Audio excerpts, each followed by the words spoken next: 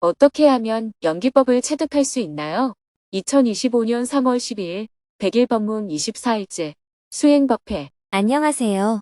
법륜 스님의 100일 법문이 어느덧 24일째에 접어들었습니다. 오늘은 정토회 회원들이 자신의 수행을 점검하는 수행법회가 열리는 날입니다. 스님은 새벽 수행과 명상을 마친 후 수행법회를 하기 위해 정토사회문 화회관으로 향했습니다. 포근한 바람이 볼을 스치고 따뜻한 햇살이 나뭇가지 위로 내려앉는 봄 기운이 완연한 날씨입니다. 아침 일찍부터 많은 봉사자들이 곳곳에서 대중들을 맞이할 준비를 했습니다. 3층 설법전에 170여 명의 대중들이 자리한 가운데 오전 10시 15분이 되자 삼귀이와 반야심경을 낭독하며 수행법회를 시작했습니다. 전국의 정토회 회원들도 온라인으로 법회에 참석했습니다. 지난 한 주 동안 정토행자들의 활동 모습을 영상으로 보았습니다. 전국의 으뜸절에서는 봄을 맞이하는 준비가 한창이었습니다. 대중들은 삼배의 예로 스님에게 법문을 청했습니다. 스님은 전 세계 곳곳에서 수행 보시 봉사를 실천하는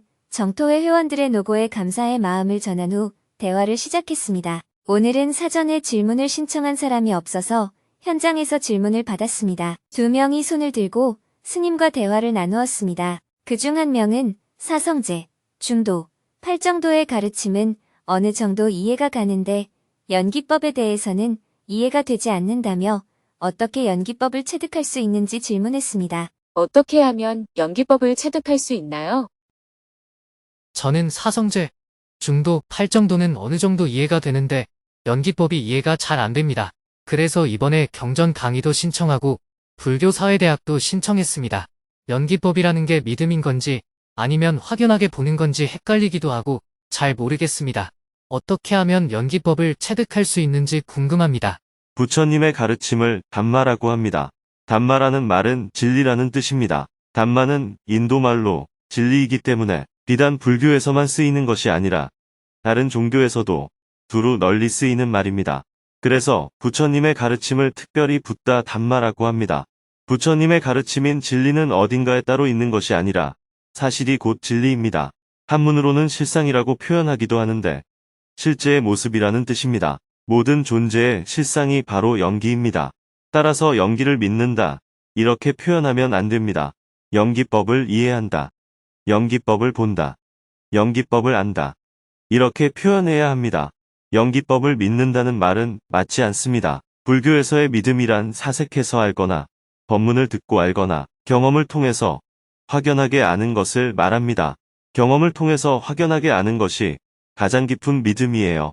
우리가 일반적으로 표현하는 믿는다라는 말의 기저에는 늘 못 믿는 요소가 함께 잠재되어 있습니다. 그래서 자기가 원하는 것이 이루어질 때는 믿음이 아주 견고한 것 같지만 뜻대로 안 되면 곧바로 믿음이 흔들리게 되는 것입니다. 그런데 사실이 무엇인지 확연히 알아버린 일에 대해서는 뜻대로 되고 안 되고 관계없이 그 믿음이 견고합니다. 반야심경에서는 반야바라밀다는 대신주의다라고 표현합니다. 확연히 알아버린 지혜는 이 세상의 그 어떤 믿음보다도 더 깊은 믿음이라는 뜻입니다. 여기서 신비할 신자를 쓴 것은 믿음이 그만큼 깊고 견고해서 거의 무의식화되어 있다는 의미입니다. 무의식화되어 있으면 의식적으로 생각해서는 과연 할 수 있을까 싶은 일까지도 능히 해냅니다. 그래서 세상에서는 이런 일을 신비하다거나 기적이라고 표현하기도 합니다. 예로부터 믿음이 견고하면 기적이 일어난다고 말하는 것도 같은 의미입니다. 간절하다는 것은 그 마음이 아주 깊다는 것입니다. 간절하면 하늘이 감동한다라는 표현도 있잖아요. 일상적으로 불가능한 일마저도 간절하면 이루어진다는 것입니다. 이런 표현은 신비주의로 접근해서는 안 되고 믿음이 깊어서 내면에 무의식화되었다는 의미로 이해해야 합니다. 그래서 어떤 행위를 할 때는 애를 쓰면 안 됩니다. 애를 쓰니까 힘이 들고 힘이 드니까 지쳐서 그만두게 되고 또다시 마음을 내고 이것이 반복되는데 무의식화된다는 것은 힘이 하나도 안 든다는 뜻입니다. 그냥 되는 거예요. 다른 사람은 굉장히 힘들게 일하는데 믿음이 무의식화된 사람은 힘이 안 듭니다. 종교적인 믿음이든 깨달아서 생긴 믿음이든 그 믿음이 견고하면 심리적으로 일어나는 현상은 비슷합니다. 그런데 일반적인 믿음은 그 믿음이 지속되지 않아서 회의감이 듭니다. 믿었는데 그게 뜻대로 안 되면 의심이 드는 것입니다. 그러나 확연히 알면 그런 의심이 없습니다.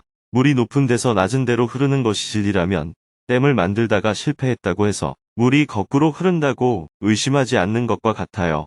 확연히 안다는 것은 그런 의심이 들지 않는 것을 말합니다.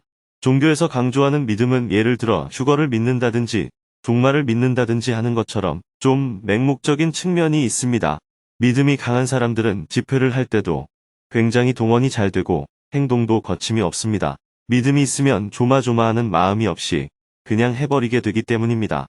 그래서 이슬람 근본주의자들은 죽음조차 두려워하지 않습니다. 이것이 갖는 문제점은 사실이 아닌 것도 믿음에 의해 사실인 것처럼 착각하게 될 위험이 매우 크다는 점입니다. 어떤 환상을 갖는 것은 어리석은 믿음이라고 해서 미신 또는 우상숭배라고 합니다. 그래서 믿음이 견고하면 좋은 일이지만 반드시 사실에 기반을 둬야 합니다. 그리고 그 사실에 대한 이해가 있어야 합니다. 그래서 종교와 철학은 차이가 있는 거예요. 철학은 이해를 중요시해서 생각이 논리적으로 모순이 있는지 말이 되는지를 따집니다. 그러나 믿음은 논리적으로 따지지 않습니다. 반대로 철학은 사유를 주로 하기 때문에 때로는 행동이 따르지 않습니다. 그래서 사량분별이라고 표현하기도 하고 입만 살았다고 표현하기도 하죠. 그 이유는 행위가 따르지 않기 때문입니다. 수행은 종교적인 요소와 철학적인 요소를 다 포함하되 또한 이 두 가지를 뛰어넘는 것입니다. 연기법은 믿음의 대상이 아니라 이치를 충분히 이해해야 하는 철학적이고 과학적 요소라고 말할 수 있습니다.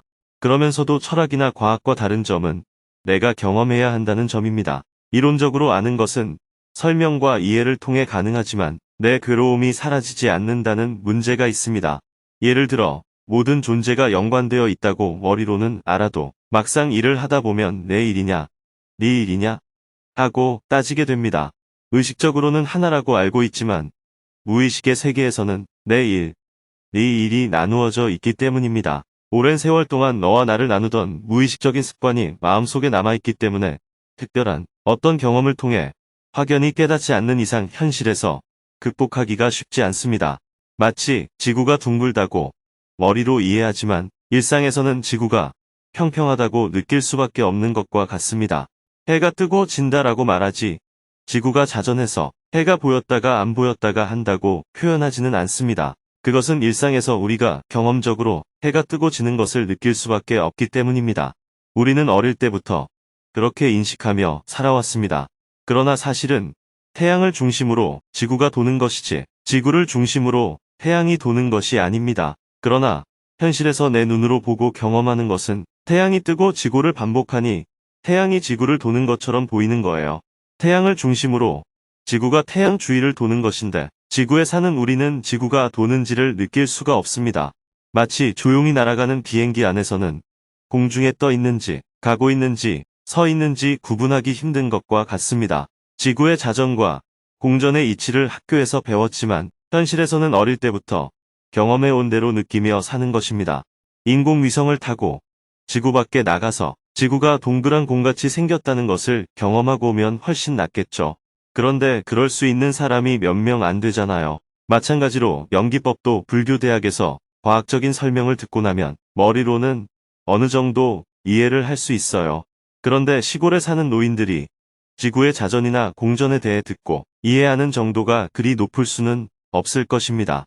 이처럼 기초적인 지식이 없으면 경험해 본 적이 없는 일을 받아들이기가 어렵습니다. 어쩌면 여러분들도 지구의 자전과 공전에 대해 어렸을 때부터 많이 들어서 이해하는 척하는 걸 수도 있어요.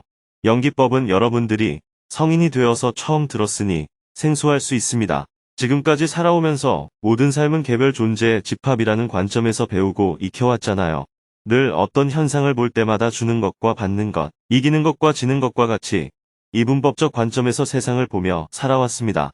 그런데 연기적 관점에서는 모든 존재가 내 몸의 일부와 같이 서로 연관되어 있습니다. 뼈와 살처럼 딱 붙어있는 연결은 아니지만 조금 더 자세히 살펴서 원자적 관점에서 보면 다 하나로 연결되어 있습니다. 눈으로 보기에는 우리의 몸 하나하나가 각각 따로 존재하는 것처럼 보이지만 원자 단위에서 보면 사람과 공간까지도 단지 원자의 밀집도가 다를 뿐이에요. 지금 이 순간에도 여기에 밀집되어 있던 원자가 이동하여 밖으로 나가기도 하고 밖에 있던 원자가 안으로 들어오기도 합니다. 음식을 먹으면 우리 몸 안으로 들어오고 다시 몸 밖으로 배출되기도 합니다. 개개인이 독립적인 특별한 존재가 아니라는 겁니다. 마치 자동차의 부속품을 이것저것 다른 것으로 갈아 끼워도 자동차가 움직이는 것과 같습니다. 그런데 우리는 눈에 보이는 덩어리가 하나라고 생각하고 다른 것들과 분리해서 생각합니다. 그렇다고 전체가 다 똑같다는 말은 아니에요. 손가락 하나하나가 다 똑같지는 않잖아요. 각각의 손가락이 분리되어 있지만 하나로 연결되어 있기도 합니다. 이것이 자연의 실제 모습입니다. 그런데 우리는 세상을 분리된 개별 존재의 모임으로 이해하고 있습니다. 왜냐하면 보고 듣고 경험하는 데 한계가 있기 때문이에요. 관찰하는 데 있어서 시간상으로나 공간적으로 제한되어 있습니다. 지구는 둥글지만 우리는 평평하다고 느끼는 것도 관찰의 한계 때문에 발생하는 착각입니다. 그리고 어려서 이치를 잘 모를 때 모든 존재가 개별적으로 존재한다고 인식한 것이 살면서 업식으로 남아 있습니다. 그래서 내 업식에 비춰서 세상을 인식하기 때문에 실제의 모습 그대로를 인식하지 못하고 왜곡해서 받아들이게 됩니다. 우리가 세상을 있는 그대로 보지 못하는 이유는 첫째, 관찰의 한계 때문이고 둘째, 업식이라는 색안경을 끼고 있어서 왜곡되어 보이기 때문입니다. 세상을 개별 존재의 집합으로 인식하고 있는 거예요. 이런 현상은 과학이 발전하는 과정에서도 볼 수 있습니다. 처음에는 원자를 하나의 알맹이라고 봤어요. 시간이 지나면서 하나의 덩어리가 아니라 원자 안에 다른 요소가 있다고 인식했습니다. 그 부분이 전자라는 사실을 알게 되고 처음에는 빵의 건포도가 박히듯이 전자가 원자 핵에 박혀 있다고 생각했어요. 그러다가 가운데 핵이 있고 바깥에 전자가 분포하고 있는 것을 발견했습니다. 조금 더 연구한 결과 여러 개의 전자가 층층이 원자 핵을 둘러싸고 있다는 보어의 원자 모형이 등장하게 되었습니다. 그런데 최근에 밝혀진 사실은 핵이 가운데 있고 전자가 뿌연 안개처럼 둘러싸고 있으며 그 안개층의 밀도가 조금씩 다르게 분포해 있다는 것입니다. 이처럼 우리는 어떤 사물을 인식할 때 지금 내가 알고 있는 방식을 바탕으로 추측할 수밖에 없습니다. 실제의 모습을 확연히 알기 전까지는 항상 자기가 알고 있는 범위 내에서 추측할 수밖에 없는 거죠. 대부분의 사람들이 세상을 개별 존재의 집합이라고 인식하기 때문에 부처님의 법을 처음 접했을 때 이해하기가 무척 어려운 겁니다. 아인슈타인의 상대성 이론을 이해하기 어려운 것처럼 부처님 당시에도 많은 사람들이 연기법을 이해하기가 어려웠습니다. 부처님도 연기법을 깨달은 후 사람들에게 어떻게 설명할지 망설였다는 내용이 경전에 나옵니다. 부처님이 깨달음을 얻고 나자 마왕마라가 나타나서 다른 사람에게 법을 전하지 말고 여기서 멈춰라. 어차피 세상 사람들은 알아듣지도 못하는데 법을 전하다가 또 번뇌가 생길 테니 그만둬라. 이렇게 말합니다. 그 다음에는 범천이 나타나서 부처님에게 말합니다. 이 세상 사람이 어리석지만 전부 어리석지는 않습니다. 마치 연꽃이 물속 깊이 있는 것도 있고 수면 가까이에도 있고 물 위에 있는 것도 있듯이 이 법을 들으면 깨닫는 사람이 있을 테니 법을 설하소서. 마왕은 아무리 법을 설해도 사람들이 이해하지 못하니 전법을 하지 말라고 하고 브라마는 법을 설하면 이해하는 사람이 있으니 설법을 하라고 하는 내용입니다. 이렇게 망설였다는 내용은 어찌 보면 부처라는 일체를 깨달은 사람에게는 해당하지 않는 내용입니다. 제가 생각하기에는 부처님에게 망설임이 없었을 것이라고 봅니다. 부처님의 일생을 기록한 사람의 수준에서 그때를 생각하고 기록한 것일 수가 있는 거죠. 부처님은 깨달음을 전할 사람으로 가장 먼저 예전의 스승들을 떠올렸습니다. 법을 이해하는 것이 쉽지 않을 것을 알고 법을 충분히 이해할 것 같은 사람인 스승을 떠올린 거예요. 그런데 스승은 이미 돌아가셨어요. 그래서 그 다음으로 같은 스승 밑에서 공부하고 6년간 함께 수행한 5도반을 떠올립니다. 비록 부처님이 중도를 깨닫고 고행을 버리는 모습에 실망하고 부처님을 떠났지만 세상 사람들 중에서 이 법을 제일 잘 이해할 것이라고 생각했어요. 이처럼 부처님이 처음에 설법하실 때는 아무에게나 하지 않으셨습니다. 그래서 함께 수행한 5 비구가 있는 사르나트로 가셨습니다. 가는 동안 여러 사람을 만났지만 부처님의 말씀을 이해하지 못했어요. 이런 과정을 겪으면서 부처님이 함께 수행하던 5 비구가 있는 곳에 도착합니다. 그들도 부처님의 말씀을 바로 이해하지 못할 수 있어서 부처님은 연기법을 먼저 말씀하지 않았습니다. 연기법은 깨달으면 알 수 있는 것이지만 깨닫지 못한 사람에게 처음부터 설명할 수는 없었습니다. 그래서 중도와 사성제를 설하여 마음에 있는 어리석음의 장벽이 거친 후에 연기법을 말씀하셨습니다. 그래서 첫 설법에는 연기법이 나오지 않습니다. 부대의 사리푸트라가 아사지를 만나서 당신의 스승은 무엇을 가리킵니까? 라고 물었더니 아사지가 스승님에게 물어보세요. 저는 초심자라 잘 모릅니다. 라고 말합니다. 사리푸트라가 배움이 있으니 스승으로 모시는 거 아닙니까? 아는 것만이라도 알려주십시오. 하고 다시 묻습니다. 그러자 아사지가 처음 한 말이 연기법이었어요. 이것이 있으므로 저것이 있고, 이것이 생김으로 저것이 생기며, 이것이 없으므로 저것도 없고, 이것이 사라지면 저것도 사라진다. 마치 두 개의 볕단이 서로 의지해 있는 모습처럼 하나가 있어서 다른 하나가 유지되고, 하나가 없으면 다른 하나도 쓰러진다는 의미입니다. 사리푸트라가 이 말을 듣고 그동안 수행을 하면서 마음 한구석에 있던 풀리지 않던 의문이 탁 풀렸어요. 연기법은 있는 그대로의 사실입니다. 특별히 더 알려고 애쓸 것도 없어요. 그러나 우리가 사물을 인식할 때 왜곡시키는 업식으로 인해서 연기법을 제대로 이해하지 못하는 것입니다. 세상이 개별 존재로 보이는 것입니다. 예를 들어 붓을 꿰어서 만든 그물이 있는데 우리 눈에는 붓을 연결하는 줄은 안 보이고 붓을만 보이는 겁니다. 연결되어 있는 사실은 안 보이고 반짝반짝 빛나는 구슬만 보이는 그런 상태에 있는 겁니다. 그래서 먼저 연기법을 이해해야 하고 일상에서 자기를 살피고 세상을 살다 보면 우리 삶에도 연기법이 존재하는 것을 알 수 있습니다.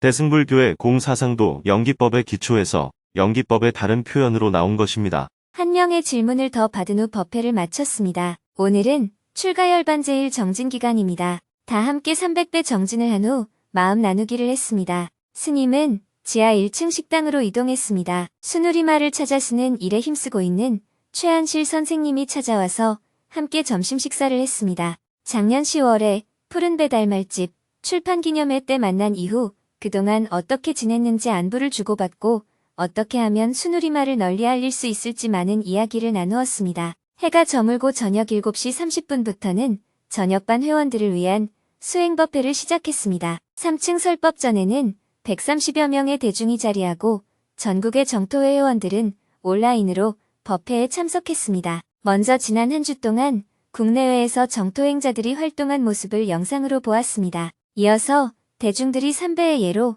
스님에게 법문을 청했습니다. 스님은 전 세계에서 전법, 환경실천, 빈곤퇴치, 평화운동 등 다양한 활동을 하는 정토회 회원들의 노고를 격려하면서 어떤 관점을 갖고 수행, 보시, 봉사를 해나가야 하는지 이야기해 주었습니다. 정토회 회원들이 지난 한 주 동안 국내외에서 활동한 영상을 잘 보았습니다. 문경에서는 이른 봄에 갑작스럽게 내린 눈을 치우느라 분주한 모습이었고 그 외 지역에서는 봄을 맞아 농사 준비에 여념이 없는 모습이었습니다. 각 지회에서는 환경 실천 운동을 하는 모습도 볼 수 있었습니다. 정토회 회원들의 이러한 봉사활동 덕분에 정토회가 유지되고 발전하고 있습니다. 세계 곳곳에서 헌신적으로 봉사하고 있는 정토회 회원들. 정토회 회원들은 정토회 내부뿐 아니라 세계 곳곳에 도움의 손길이 필요한 곳에서도 잘 쓰이고 있습니다. 지난 한 해 필리핀에서는 장애인 학교 5개와 원주민 학교 5개를 준공했고 올해 11개의 학교를 짓기 위한 기공식을 마쳤습니다. 캄보디아에서는 가난한 농촌 출신 여학생들을 위한 기숙사를 지어주기도 했습니다. 파키스탄에서는 홍수 피해를 입은 마을에 핸드펌프 1200개를 설치하고 집이 떠내려가거나 가난한 사람을 위해서 자그마한 집 100채를 완공했습니다. 특히 시리아 지진 피해 지역에는 4,000명의 학생이 다닐 수 있는 제법 큰 규모의 학교를 짓기도 했습니다. 지난 연말 학교가 지어진 지역의 반군이 시리아 정부를 장악했습니다. 현재 JTS 대표가 재건을 위해 시리아를 돌아보고 있는 가운데 시리아 해안 지역에서 또다시 무력 충돌이 벌어졌습니다. 이로 인해 천여 명의 민간인이 사망하는 비극적인 일이 벌어졌습니다. 현지에서 보내온 영상을 보면 성한 건물이라고는 눈을 씻고 찾아봐도 찾을 수가 없습니다. 지진 피해를 입은 상황만으로도 너무나 안타까웠는데 지진 피해는 내전으로 인한 피해에 비하면 아무것도 아니었습니다. 미사일 폭격으로 부서진 피해 현장은 마치 쓰레기장을 방불케 했습니다. 현재 시리아 재건을 위한 논의를 하고 있는데 JTS에서 무엇부터 손을 대야 할지 난감한 상황이라고 합니다. 그 결과 막상 시리아 난민들은 고향으로 돌아오고 싶어도 돌아올 수가 없는 상황입니다. 돌아와서 살려면 물과 전기가 있어야 하고 집도 있어야 하고 아이들이 다닐 학교도 있어야 합니다. 그런데 피난 갔던 사람들이 돌아와서 모든 것이 폐허로 변해버린 모습을 보고는 다시 난민으로 돌아간다고 합니다. 새로 짓는 것은 보사하고 부서진 잔해를 치우는 것만 해도 몇 년이 걸릴지 모를 만큼 피해 상황이 심각합니다. 상황을 파악하고 시리아 정부 관계자들을 만나보면서 우리가 할 수 있는 일이 있으면 할 수 있는 만큼 해보려고 합니다. 이 외에도 정토회는 JTS를 통해 세계 곳곳의 어려운 사람들을 지원하고 있습니다. 국제구호에 사용되는 모든 재화는 정토회 회원들과 후원 회원들이 낸 보시금으로 충당하고 있습니다. 정토회 회원들 중에는 해외까지 나가서 헌신적으로 봉사하고 계신 분도 있습니다. 이런 자리를 빌려서 세계 곳곳에서 보시하고 봉사하는 봉사자분들께 감사의 말씀을 전합니다. 수행자에게 희생이란 없습니다. 정토회는 수행, 보시, 봉사라는 세 가지 모토를 가지고 활동하고 있습니다. 그런데 비록 우리가 보시하고 봉사해서 아무리 공덕을 짓는다 하더라도 수행을 하지 않으면 그것은 세상 일에 불과합니다. 수행을 하지 않으면 봉사를 한 후에 항상 마음속에서 내가 이렇게 보시했는데, 내가 이렇게 봉사했는데 하는 마음이 생깁니다. 자기가 한 일을 누군가 알아주기를 바라거나 칭찬받기를 바라거나 대우받기를 바라는 마음이 생기는 것입니다. 인간은 누구에게나 이런 마음이 있습니다. 부부지간이나 부모 자식 간에도 마찬가지예요. 흔히 부모가 자식에게 베풀 때는 바라는 마음 없이 헌신적으로 베푼다고 생각합니다. 그러나 그마저도 잘 살펴보면 그렇지가 않습니다.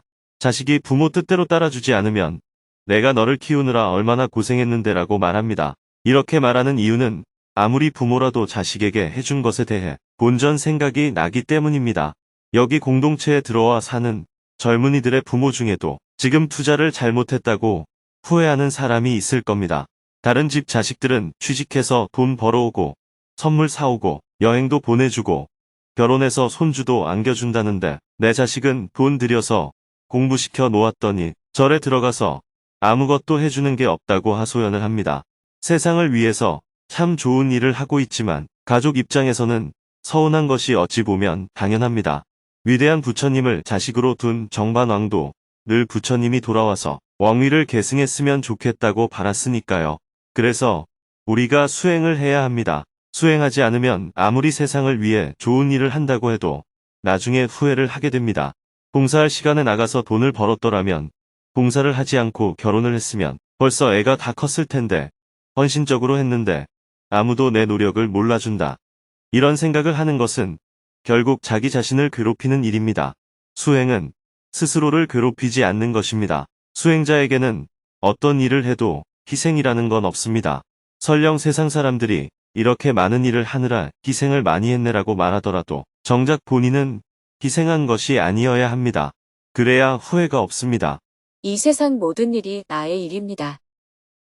항상 세상의 모든 일이 다 나의 일이라는 관점을 가져야 합니다. 우리가 환경 실천 운동을 하는 이유도 나를 위해서입니다. 내가 숨쉬는 공기, 내가 마시는 물, 내가 먹는 음식을 깨끗하게 하는 일이기 때문입니다. 기후위기가 도래하면 결국은 내가 살아가기 어렵기 때문에 환경 실천 운동을 하는 겁니다. 그렇기 때문에 이 일은 나를 희생하는 일이 아니고 나를 위하는 일입니다. 한반도에 평화를 가져오는 일도 마찬가지입니다. 전쟁이 난 곳에 한번 가보면 전쟁은 누가 잘하고 못하고를 따지거나 이기고 지는 것을 논할 일이 아닙니다. 전쟁이 나면 인명피해와 재산 피해가 이루 말할 수가 없습니다. 살아남은 사람들도 모두 마음의 상처를 입어서 그 트라우마가 당대뿐 아니라 세대에 걸쳐서 대물림하게 됩니다. 그래서 수행자는 항상 수행을 기초로 해야 합니다. 수행을 기반으로 했을 때 마음의 평정심을 유지할 수가 있습니다. 나아가 자신의 행위에 대해서 후회하는 것을 극복할 수 있습니다. 수행이 기초가 되지 않으면 나중에는 보시하고 봉사한 것마저 오히려 자신을 괴롭히는 원인이 될 수 있습니다. 코인이나 주식을 샀다가 후회하는 것이나 돈을 빌려줬다가 못 받아서 후회하는 것이나 정토회에서 활동하다가 나중에 쓸데없는 짓 했다고 후회하는 것이나 모두 마찬가지입니다. 항상 자기를 살피고 알아차리는 수행이 기초가 되어야 합니다. 수행이 기초가 되면 연애하다가 헤어지면 상대방을 미워하고 원망하는 것이 아니라 당신 만나서 잘 지냈습니다. 고맙습니다. 하고 말할 수 있습니다. 그래야 우리가 자신의 삶을 긍정적으로 바라보고 살아갈 수 있습니다. 우리가 부처님의 출가일과 열반일 사이에 정진하는 것은 이러한 이유 때문입니다. 이어서 현장에서 참석자들의 질문을 받았습니다. 한 명이 손을 들고 스님과 대화를 나누었습니다. 정진을 해야 해서 평소보다 일찍 법문을 끝냈습니다. 8일 출가열반 용맹정진 기간을 맞이하여 다 함께 108배 정진을 했습니다. 목탁 소리에 맞춰 정성껏 절을 하고 나니 이마에 땀이 송골송골 맺혔습니다. 정진을 마치고 모든 별로 마음 나누기를 한 후 밤 10시가 다 되어 수행 법회를 마쳤습니다. 내일은 정토사회문화회관에서 진행되고 있는 100일 법문 25일째 날입니다. 오전에는 3층 설법전에서 경전 강의 2강 수업을 하고 저녁에는 지하 대강당에서 불교사회대학 2강 수업을 할 예정입니다.